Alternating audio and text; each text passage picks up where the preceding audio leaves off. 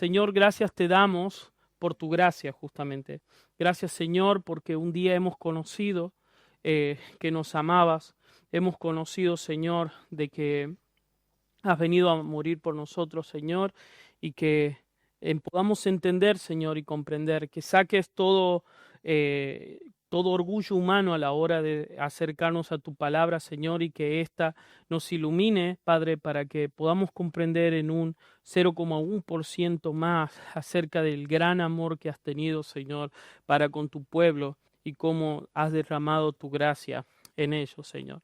Esto te queremos pedir esta mañana en el nombre de Cristo. Amén. Entonces estamos viendo o estudiando el concepto de la gracia irresistible de Dios. Recordemos que somos salvos por gracia, tal como lo dice el libro de Efesios capítulo 2, versículos 8 y 9, porque por gracia han sido salvos por medio de la fe, y esto no es de ustedes, sino que es un don de Dios, no es por obras para que nadie se gloríe. ¿Qué cosas son don de Dios? ¿La gracia o la fe? Las dos cosas. El Señor da gracia y da fe. De hecho, la gracia del Señor es darle fe para que nosotros podamos creer, podamos poner nuestra fe, nuestra esperanza en Cristo como nuestro Salvador. No es por medio de obras. El hombre no puede hacer absolutamente nada para salvarnos. Eso sería ser salvos por medio de obra y por lo tanto contribuir a nuestra salvación. Entonces, ¿qué es esto de la gracia? No es más que un favor inmerecido de Dios hacia personas destituidas de su gloria, hacia pecadores. La gracia de Dios es cualquier tipo de favor, es todo bien y toda benevolencia que hemos recibido de parte de Dios, reconociendo cuán inmerecido somos. Es cualquier tipo de favor. Y Dios derrama su gracia no solamente hacia sus escogidos, hacia su pueblo, sino que también derrama gracia hacia todos. Esto es lo que tenemos que diferenciar desde algo que se llama gracia común o gracia especial. ¿Qué es la gracia común de Dios? La gracia común es ese favor que Dios da hacia todos los hombres en manera general. Es decir, nos hemos despertado con vida hoy todos, y no solamente nosotros, sus hijos, sino que hay muchas personas en el mundo que se han despertado también y han visto la luz del sol. Es como dice Mateo 5:45, porque Él hace salir el sol sobre malos y buenos y hace llover sobre justos e injustos. La lluvia, anoche hubo un gran diluvio, llovió muy fuerte fue el viernes, y eso fue tanto para los que son hijos de Dios como para los que no son. El Señor tiene su favor, muestra su bien para con todos. Esto, en cambio, diferenciar la gracia común que tiene el Señor para con todos, muchas personas aún, inclusive podríamos decir que son buenos. Tenemos, por ejemplo, no sé, médicos muy famosos que salvan vidas. Y ahora uno podría decir, bueno, esto es un don de Dios, y la verdad que sí, en cierta manera lo es. ¿Por qué? Porque el hombre tiene la imagen de Dios en sí, es portador de su imagen, a pesar de que esta imagen está dañada, está corrompida, aún puede hacer buenas obras. No significa que el hombre pueda solamente hacer los pecados más viles, que los puede hacer, los hace, pero no todos. También hay algo de bondad en el hombre, pero está dañada, está corrompida por el pecado. Y esto es una muestra pequeña de la gracia de Dios también, que el hombre no es lo suficientemente malo como podría llegar a ser. No, el hombre no somos todos Adolf Hitler, los hombres no somos todos tiranos, sino que Dios retiene el mal en las personas, y eso también es muestra de la gracia común de Dios. Sin embargo, Dios tiene una gracia especial, una gracia distinta para con sus hijos. Esto se llama gracia salvadora. Es la gracia que cambia el corazón del pecador y lo lleva hacia la salvación. Solo actúa en los que Dios ha elegido de antemano en la eternidad. Esta gracia transforma, regenera y asegura que la persona responda a Dios en fe. Es la que también se llama gracia irresistible o eficaz. Y hasta este punto, hermanos, es importante que entendamos que para entender esto, nosotros hemos venido enseñando otras cuestiones bíblicas primero que son importantes de entender. Especialmente, si yo tuviera que decir cuál es la doctrina más importante de entender en la Escritura, y que tiene que ver con el primer punto que hemos estado estudiando con el pastor Damián, es la de la depravación total del hombre. El hombre está corrompido en sus pecados, nadie busca a Dios, nadie quiere saber de Él, no hay bueno ni siquiera uno, todos han pecado, todos han sido destituidos de la gloria de Dios, y por lo tanto, como nadie quiere a Dios, Dios ha elegido un grupo de personas, esto es la parte de elección incondicional, y a ese grupo de personas que Él ha elegido, ha actuado de manera especial en gracia para capacitarlos para que estas personas respondan a Dios en fe. Es decir, no solamente que Dios los ha escogido, sino que les ha dado el medio para llegar a Él. Y esto ha sido por medio de su gracia. Eso es lo que vamos a estar estudiando hoy. Siguiente. Dios es irresistible.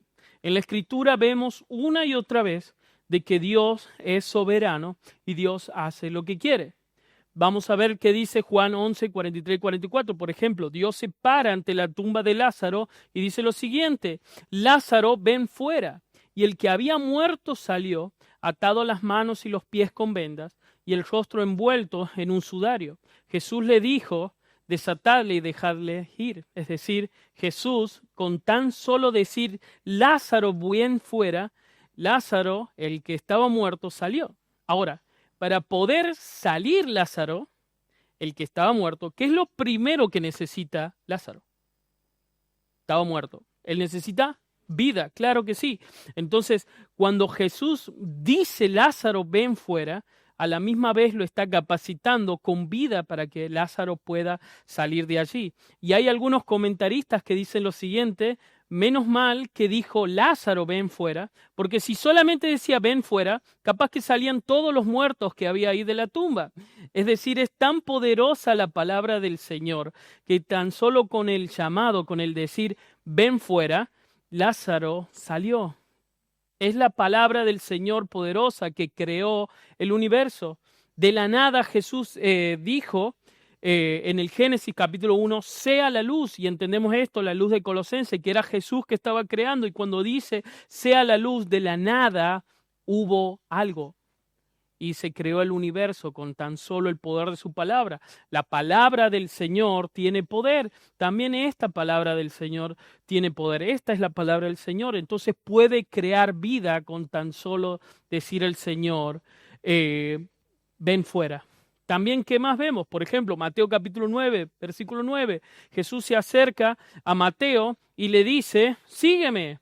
Y Mateo, que estaba ahí haciendo algunas cuestiones, bueno, de finanzas, él sabemos que era un cobrador de impuestos, deja todo, deja su dinero en la mesa y simplemente va y sigue al Señor. Con tan solo un sígueme de Jesús, Mateo dejó todo y lo siguió. También vemos en el llamamiento de otros discípulos que Jesús, ¿qué dice? Síganme, y ellos dejan sus redes y siguen a Jesús. El Señor tiene poder, el Señor es soberano y por lo tanto hace lo que Él le place. Mire lo que dice Daniel capítulo 4 versículo 35. Todos los habitantes de la tierra son considerados como nada, mas Él actúa conforme a su voluntad en el ejército del cielo y entre los habitantes de la tierra. Nadie puede detener su mano ni decirle ¿qué has hecho o qué haces? Porque el Señor es soberano y Él hace lo que quiere. Esto es importante entender, hermano. Todo se erige sobre los atributos del Señor. Todo se erige sobre el Señor y su poder. Dios ha declarado que Él es omnipotente y esto implica que nada puede detener su mano. Si algo pudiera resistirse, Dios dejaría de ser omnipotente. En otras palabras, Dios dejaría de ser Dios. La palabra omnipotente implica que no hay nada que Él desee hacer que no pueda hacer, como Él mismo lo declara. Y todos los habitantes de la tierra son considerados como nada y nada puede detener su mano. El Señor hace lo que quiere. El Señor es omnipotente. El Señor es soberano. entonces Él es irresistible. Siguiente, hermano. ¿Qué no significa la gracia irresistible de Dios? Entonces uno podría entender de que si la gracia es irresistible, el hombre no opone resistencia. Y esto significa, hermano, todo lo contrario, que el hombre opone resistencia, que hay una irresistencia, pero la gracia del Señor vence esa resistencia que ponen todos los hombres a ser salvos. Por eso se llama gracia irresistible, porque hay una resistencia, pero el Señor en su soberanía y en su poder la rompe. ¿Qué vemos respecto a esto, a esta resistencia que podemos entender? El libro de Hechos, capítulo 7, versículo 51, estaba hablando Esteban y estaba acusando a los judíos que los estaban martirizando, y él dijo: ustedes son tercos e incircuncisos de corazón y de oídos. Resisten siempre al Espíritu Santo como hicieron sus padres, así hacen también ustedes. Mire qué interesante, incircuncisos de corazón y de oídos. La incapacidad que estas personas tenían estaba en su corazón y en su oído, y oponían resistencia al Espíritu Santo hablando por medio de la palabra del Señor y lo que estaba predicando Esteban en este momento, ¿no?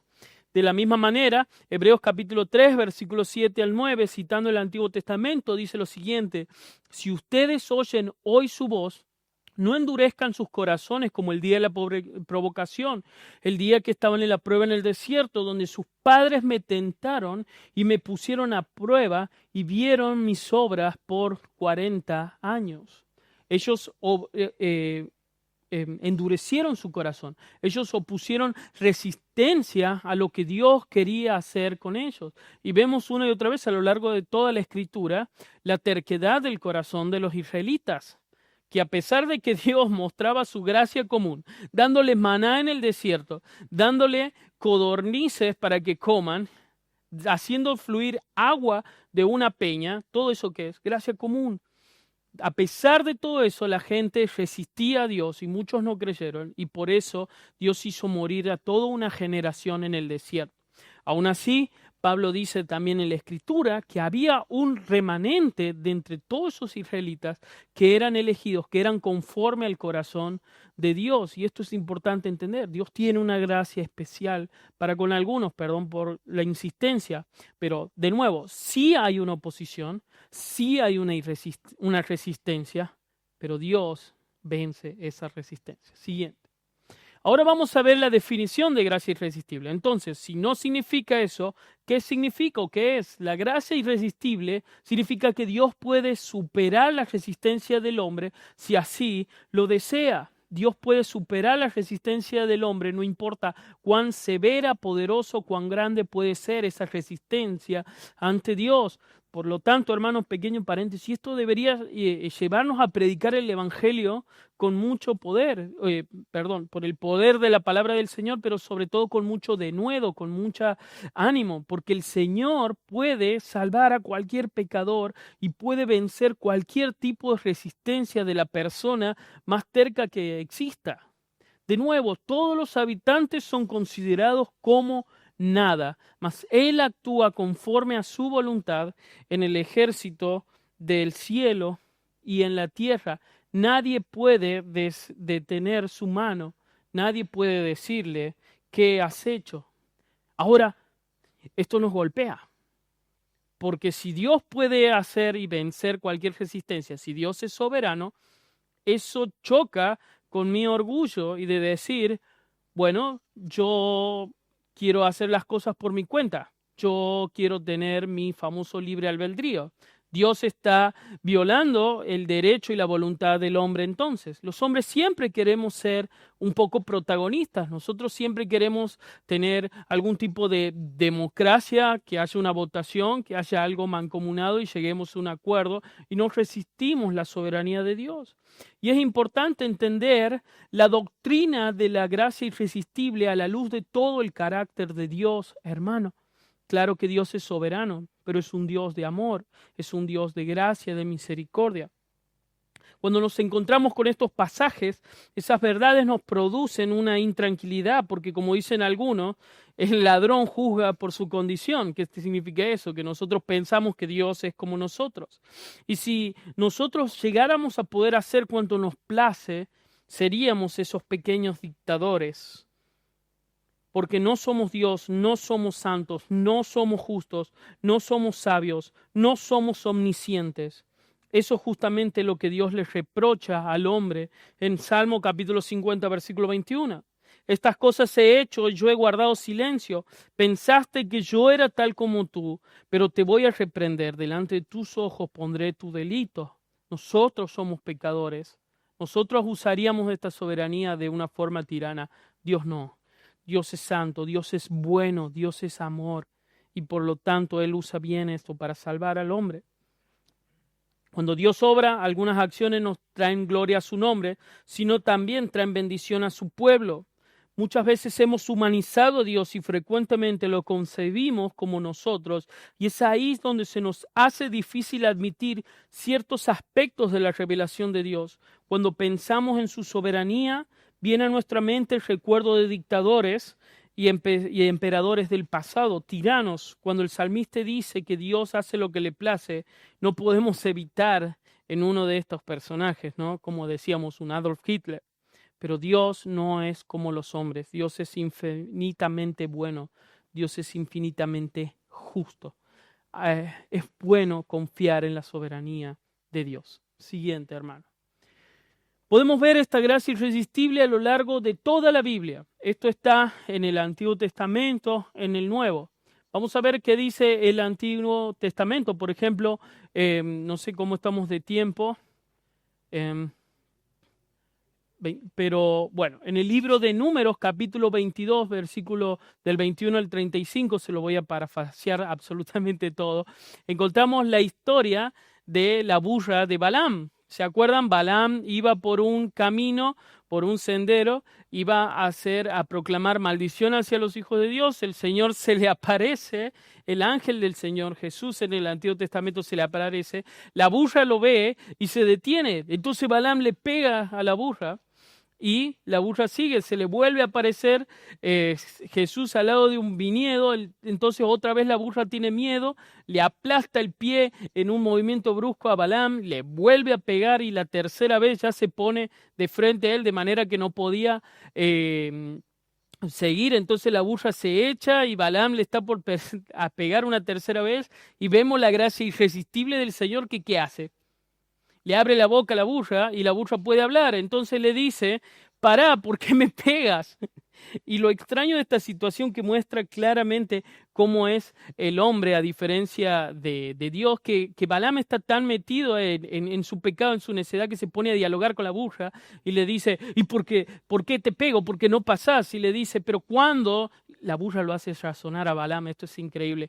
Le dice, pero pará, pensa Balaam, ¿cuándo yo no te he obedecido a lo largo de todos estos años? Ah, sí, es verdad, le dice Balaam. La burra lo hace entrar en razón a Balaam y ahí se aparece el ángel del Señor. Esto es algo hermoso de ver, de la gracia irresistible del Señor, porque el Señor le abre los ojos espirituales a Balaam para que vea que estaba el ángel del Señor, estaba Jesucristo mismo ahí delante de él y le dice, 3 veces le pegaste a la burra y ella me vio y vos no.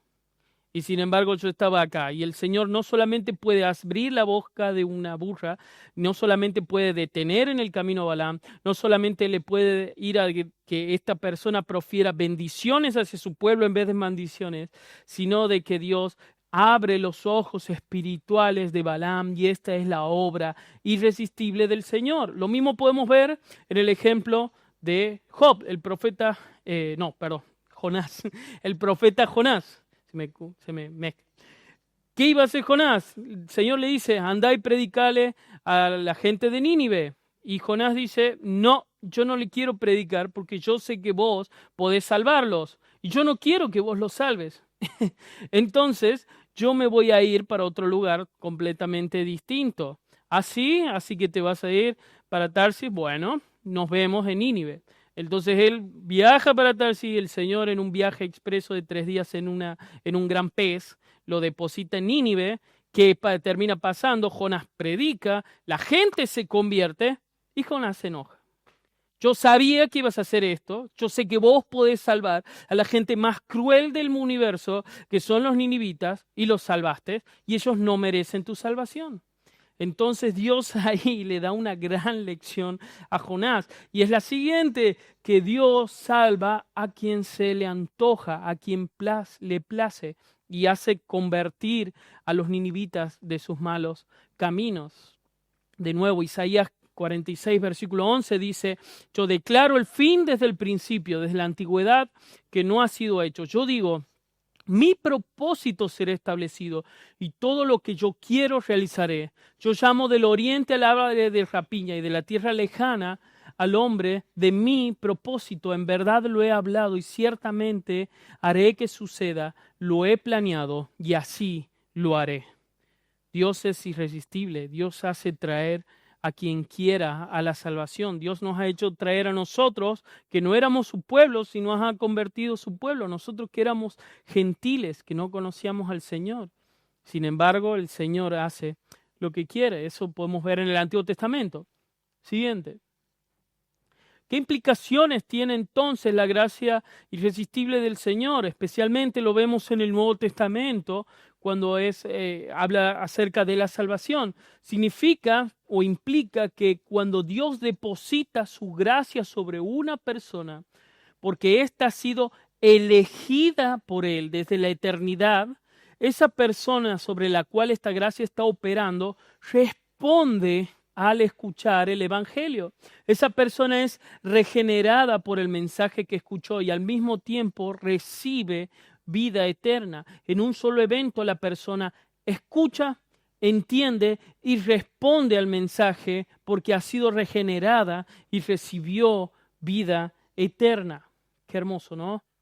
Fíjense la historia de Lidia que encontramos ahí en Hechos capítulo 16, capítulo 14. Va Pablo a predicar y había un grupo grande de mujeres que estaban cerca de una fuente, un arroyo. Y también estaba una mujer que era llamada Lidia de la ciudad de Tiatira, que era vendedora de las telas de púrpura y adoraba a Dios. Miren lo que dice, y el Señor abrió su corazón para que recibiera lo que Pablo decía. ¿Cuántas mujeres había en el lugar? Muchas. ¿A quién el Señor le abrió su corazón? A Lidia. ¿Lidia es capaz de abrir su corazón a escuchar el mensaje de Pablo? No.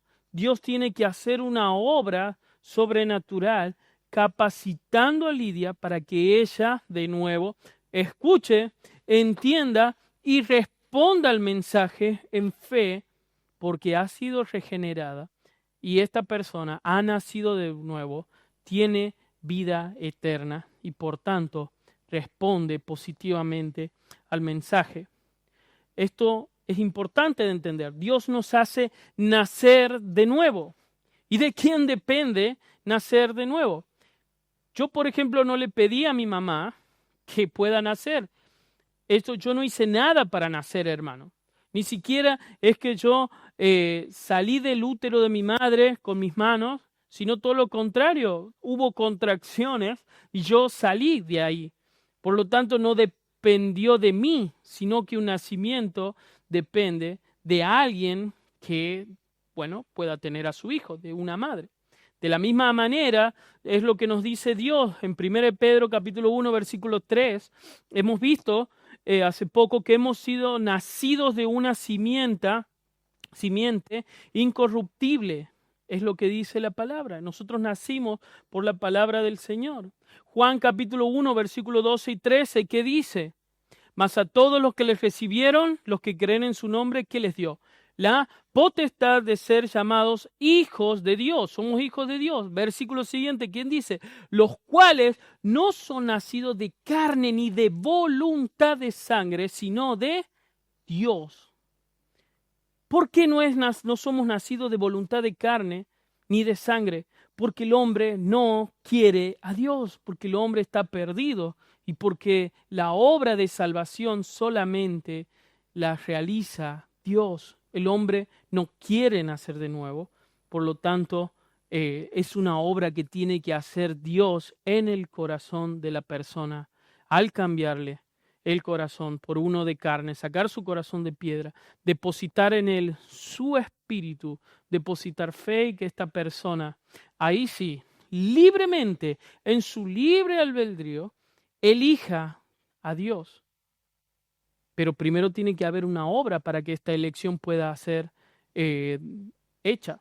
Primero, el muerto necesita vida para salir afuera de la tumba. Siguiente.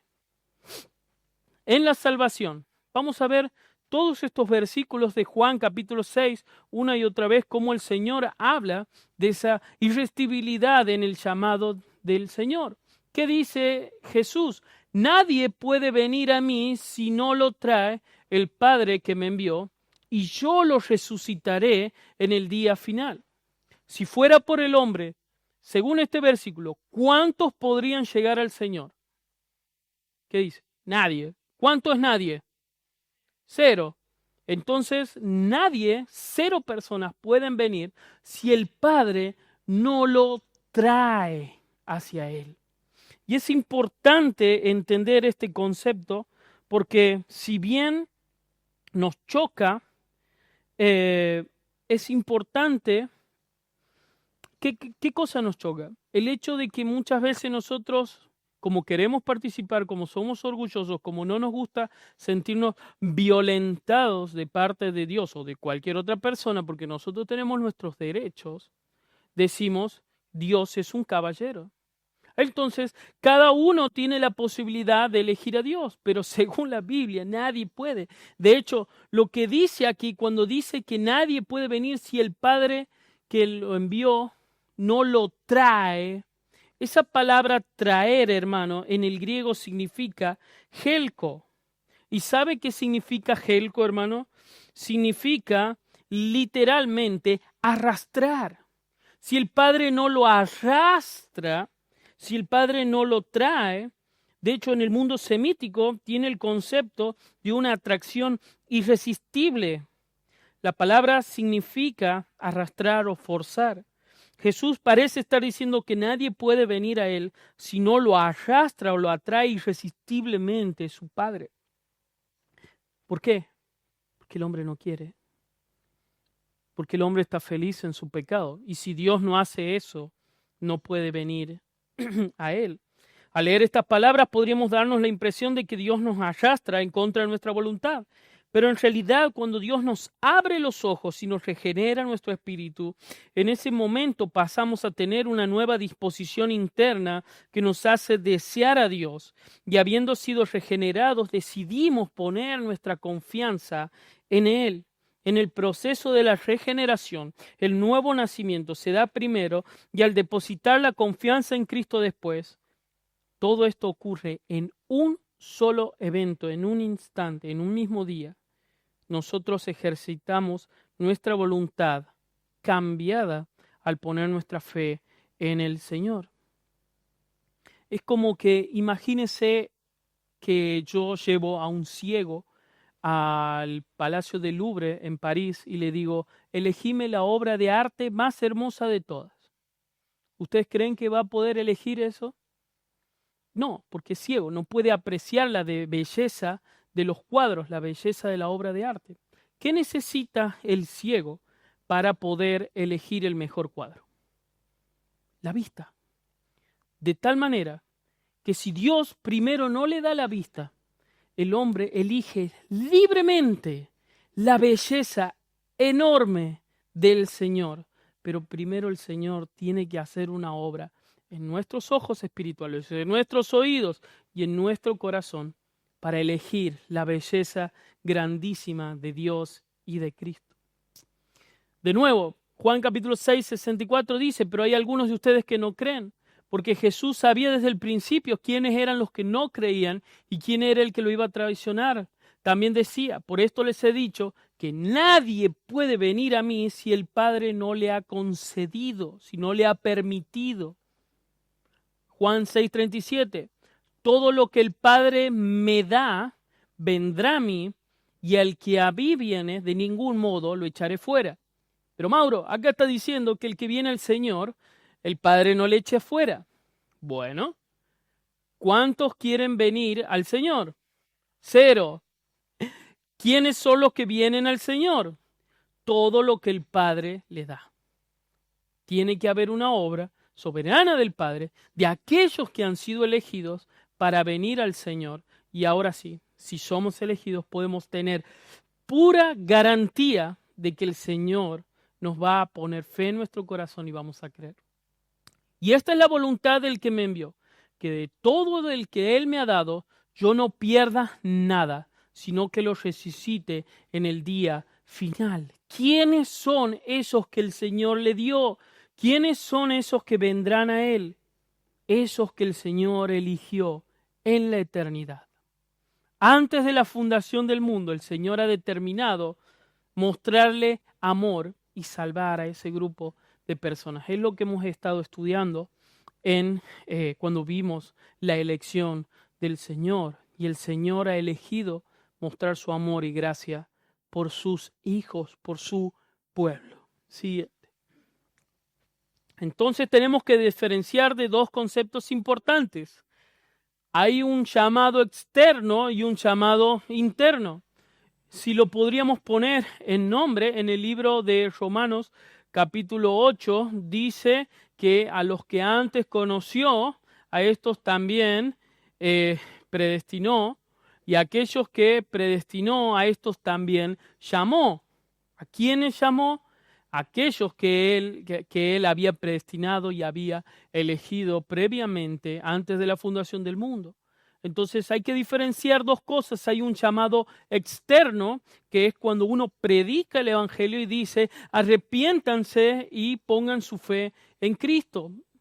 Este llamado externo lo recibe todo el mundo por medio de la revelación de Dios, y es un llamado que ha estado ahí presente a lo largo de toda la humanidad. Ese llamado puede ser resistido, es lo que nos dice Romanos capítulo 1. Las obras de Dios, su externo poder y su deidad son claramente visibles por medio de la creación, pero sin embargo el hombre se ha corrompido, ha rechazado la persona de Dios y se ha hecho para sí imágenes de cuadrúpedos, de hombres, de cualquier cosa menos de Dios mismo. El hombre se ha depravado. Este llamado, esto que estaba en lo que llamamos la revelación común de Dios, que es la creación, y la revelación especial de Dios, que es la palabra, las personas lo pueden rechazar. Pero sin embargo, hay un llamado que se llama el llamado particular o el llamado eficaz, que es el llamado que hace el Espíritu Santo cuando Él llega y regenera el alma, rompe el yugo del pecado que ataba mi voluntad, cura la ceguera, abre los ojos de mi entendimiento. Y ese llamado interno no es resistible, es el llamado irresistible del Señor. Mateo 22:14 dice, muchos son los llamados, pero pocos son los escogidos. Entonces hay una diferencia entre los muchos llamados y los pocos escogidos. Aquellos que Dios ha escogido son aquellos que Dios va a mostrar su gracia y va a llamar poderosamente y le va a decir, ven fuera. Siguiente, hermano. Para terminar, sabemos de que son difíciles estas palabras, de que nos choca nuestro orgullo. El hombre interior se ve un poco ahí en lucha con estas doctrinas. Es posible que nunca lo lleguemos a entender hasta que estemos con el Señor. Pero tenemos que entender que nosotros estábamos muertos en delitos y pecados antes de responder al mensaje del Evangelio.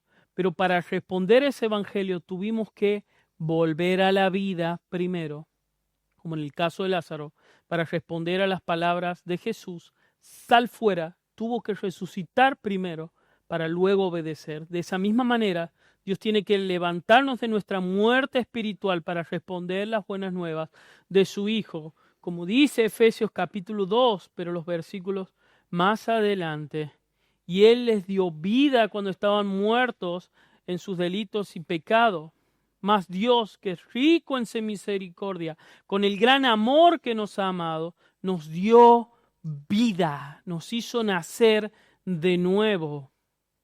Y ahí fuimos salvos por una obra del Señor, no del hombre. Por eso declara Juan 1, 12, el 13, pero a todos los que les recibieron les dio el derecho, la potestad de llegar a ser hijos de Dios, es decir, los que creen en su nombre, que no nacieron ni de sangre ni de voluntad humana, sino de Dios.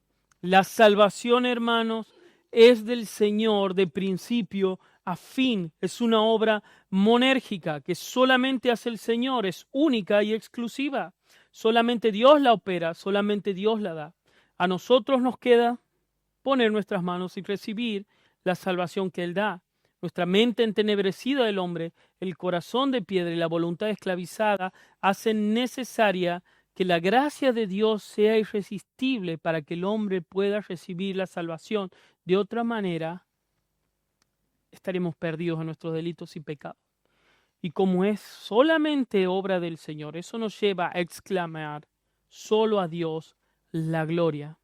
Ve cómo una doctrina, una enseñanza de la palabra va concatenado, va encadenado a otro. Si el Señor ha elegido a algunos para que sean salvos, el Señor va a depositar sus gracias, lo va a salvar a él. Y si el Señor salva, como no es la fe de las personas, no importa si tiene mucho o poca, porque es la que el Señor le pone en él, en su corazón, Él los va a guardar hasta el final, los va a perseverar. Y es lo que próximo que vamos a ver más adelante, cómo estos santos, aquellos que han sido hijos de Él, perseveran. Muchas gracias, hermano. Espero de que le haya sido de bendición. Oramos. Gracias, Señor, te damos por tu gracia, Señor. No la merecíamos. Estábamos completamente perdidos, Señor. Si vos no hacías nada para salvarnos, nosotros tendríamos cero posibilidad, Señor, de ser tus hijos. Pero gracias por amarnos. Gracias por la obra de Cristo. Gracias, Señor, por cambiar nuestro corazón, por depositar fe en nosotros, Señor. Y gracias porque pudimos, Señor, un día creer en ti. Gracias, Señor, por esta obra.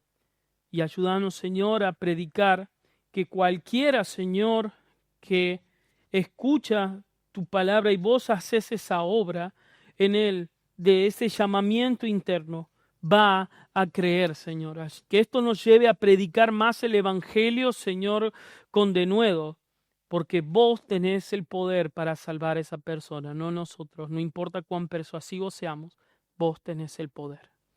Ayúdanos a entenderlo y a hacerlo, llevarlo a cabo. En el nombre de Jesús. Amén.